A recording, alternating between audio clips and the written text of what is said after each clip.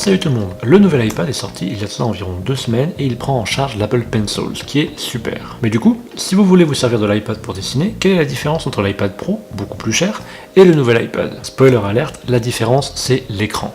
En effet, l'écran du nouvel iPad n'a pas le taux de rafraîchissement à 120 MHz qu'à la seconde génération d'iPad Pro, ce qui explique aussi en partie la différence de prix d'environ 400 €. Quoi qu'il en soit, pour tout ce qui concerne le dessin, ça va faire que peu de différence.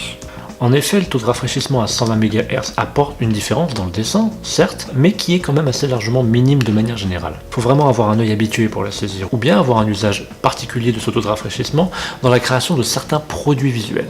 La vraie différence pour moi de ce taux de rafraîchissement est juste de rendre les animations plus fluides, donc plus agréables, quoique apparemment ce taux de rafraîchissement chez certaines personnes provoque des vomissements, et c'est quelque chose qui a plus à voir avec un usage courant de la tablette plutôt qu'avec un usage qui est particulièrement ciblé pour le graphisme. Dans le dessin à proprement parler, le taux de rafraîchissement à 120 MHz apporte une fluidité naturelle qui est un peu plus réelle, que l'on sent réellement, mais la fluidité du dessin que vous pouvez avoir avec le nouvel iPad sera quand même en soi déjà excellente. Dans les deux cas, l'iPad Pro et le nouvel iPad vous donnent aussi la possibilité d'avoir un meilleur gamut, et vous pourrez aussi apprécier le fait de pouvoir travailler en P3. Ok, gamut, P3, qu'est-ce que ça veut dire tout ça? Le gamut c'est un ensemble de couleurs. Par exemple, le RGB, qui est standard, est un type de couleur tout comme peut l'être l'Adobe RGB, qui est d'ailleurs très largement utilisé dans les industries graphiques. Et le P3, c'est un type de gamut, donc un type d'ensemble de couleurs.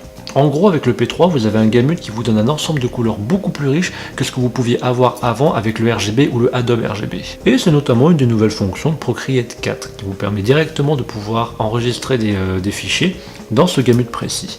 Encore une fois, pour vraiment apprécier cette fonctionnalité, il faut en avoir un usage précis. Et c'est pas le cas de la plupart des gens, y compris même des professionnels. C'est vraiment très spécifique. Là où l'écran peut faire vraiment la différence, c'est plutôt entre l'espace se situant entre l'écran et l'Apple Pencil. Là où sur les iPad Pro cet espace est quasi inexistant, sur les nouveaux iPads, de nombreuses vidéos ont montré qu'il y avait une légère différence. Ce qui entraîne une très légère parallaxe. Mais c'est vraiment léger, hein. Pour avoir déjà utilisé des tablettes graphiques par le passé avec des bons gros défauts de parallaxe, ça n'a rien à voir ici. Qu'est-ce que c'est que la parallaxe, te demandes-tu peut-être? La parallaxe, c'est tout simplement le temps de latence entre le moment où le stylet touche ton écran et le moment où la ligne apparaît. Et ça peut être problématique si ton but c'est de dessiner des BD 6 heures par jour par exemple. En fait, ça limite un peu la précision quelque part. Mais sur le nouvel iPad, ça reste quand même anecdotique. Il faut le mentionner, mais la plupart des gens ne le verront même pas. Maintenant qu'on a parlé de l'écran, parlons un petit peu des caractéristiques. Le nouvel iPad, celui qui est vendu à 349 €, a une puce A10 Fusion, mais n'a pas les puces A10X des iPad Pro seconde génération. Est-ce que ça change grand chose?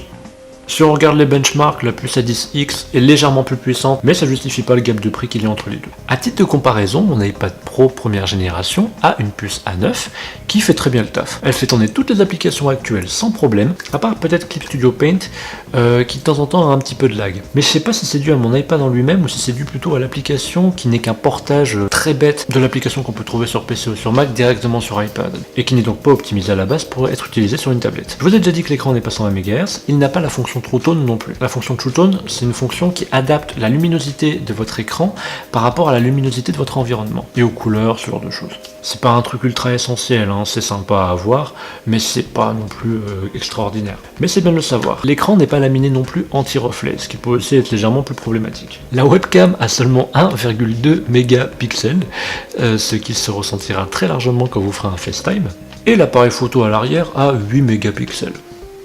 Comparativement, l'iPad Pro a une webcam de 7 mégapixels et un appareil photo de 12 mégapixels stabilisé. Le nouvel iPad n'a pas non plus de Smart Connector, ce qui veut dire que si vous êtes quelqu'un qui a besoin de prendre des notes, vous ne pourrez pas brancher un clavier en natif. Et quand je dis en natif, je veux dire un clavier qui se connecte directement et est alimenté par l'iPad, comme c'est le cas avec le Smart Connector. Au cas où vous vous demandez ce que c'est, le Smart Connector, c'est ça, juste ici. Et ça alimente le clavier. Par contre, rien ne vous empêche d'utiliser un clavier en Bluetooth, ça marchera. Mais il ne sera pas alimenté par le Smart Connector et donc il faudra le recharger de temps en temps et aussi de temps en temps refaire un pairage à l'iPad. Après, un des défauts majeurs de tout ça est plus lié à la politique même d'Apple qu'au matériel. C'est leur durée de vie. Après les révélations récentes de l'iPhone 6, où on a appris que Apple limitait les batteries pour augmenter, soi-disant, la durée de vie de leurs produits, je me demande si c'est pas quelque chose qui va être étendu aussi aux tablettes. Pour l'instant, mon iPad que j'ai acheté en novembre 2016 fonctionne très bien. J'ai pas de soucis de particulier à part quelques problèmes de stockage maintenant. Mais bon, j'ai des dizaines d'applications qui demandent énormément de place, donc ça c'est un peu normal à la limite. Mais c'est quelque chose qui pourrait potentiellement poser un problème dans un futur proche. Alors finalement, nouvel iPad ou iPad Pro? Si vous avez le budget supplémentaire, qui correspond quand même à 400 € de plus, je vous conseillerais évidemment de vous orienter sur l'iPad Pro qui aura un écran qui sera absolument génial. Mais l'écran et le Smart Connector, c'est un peu les seules choses pour lesquelles je vous conseillerais de l'acheter finalement. J'en ai moi-même un d'iPad Pro, et c'est très utile de pouvoir avoir le Smart Connector pour pouvoir brancher directement un clavier dessus. Hop, vous voyez, toc. Et maintenant je peux écrire. C'est très utile quand vous voulez prendre des notes, quand vous êtes en déplacement et que vous n'avez pas envie de vous trimballer un PC avec vous. Parce que sinon, en termes de puissance, de gestion de l'Apple Pencil, et de manière générale pour une utilisation orientée dessin, le nouvel iPad sera largement plus que suffisant pour tout ce que vous voulez faire et pour la plupart des gens.